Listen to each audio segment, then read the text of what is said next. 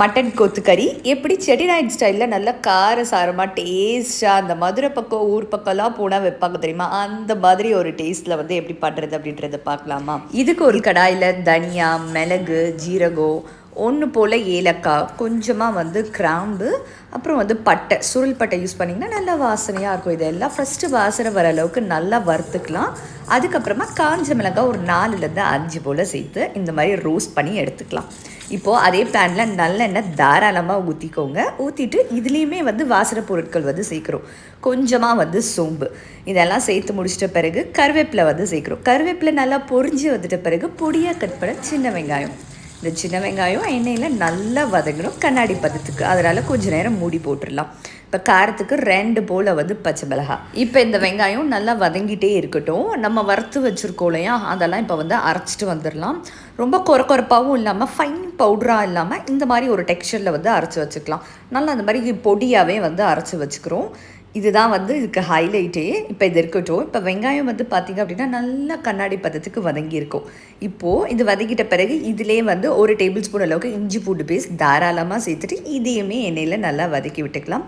தக்காளி ஒரு பெரிய சைஸ் பழம் போதுமானது.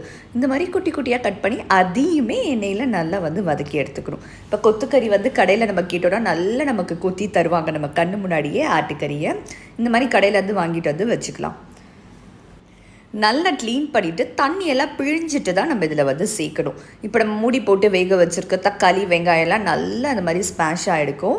இப்போது இந்த சமயத்தில் வந்து நம்ம கொத்துக்கறி இருக்கு இல்லையா, நல்லா தண்ணியை பிழிஞ்சிட்டு நம்ம வந்து சேர்த்துக்கலாம். இந்த மாதிரி உதிரியாக உதிர்த்து விட்டுக்கலாம். உதிர்த்து விட்டுட்டு நல்லா அந்த மசாலாலே கொஞ்சம் வந்து பெரட்டிக்கலாம். இந்த மாதிரி நல்லா வந்து மசாலாவில் பெரட்டி விட்டுட்ட பிறகு கொஞ்சம் நேரம் நம்ம அப்படியே மூடி போட்டு வச்சோம் அப்படின்னா அந்த மட்டனில் இருந்து அதுவே தண்ணி விடும். இந்த மாதிரி தண்ணி விட்டுருக்கோம். இந்த சமயத்தில் நமக்கு தேவையான அளவுக்கு கல் உப்பு வந்து சேர்க்குறோம். கல் உப்பு அது கூடவே அந்த மசாலாவையும் நம்ம வந்து சேர்த்துக்க போகிறோம். நம்ம காரத்துக்கு ஏற்ற மாதிரி அந்த மசாலா வந்து சேர்த்துக்கோங்க.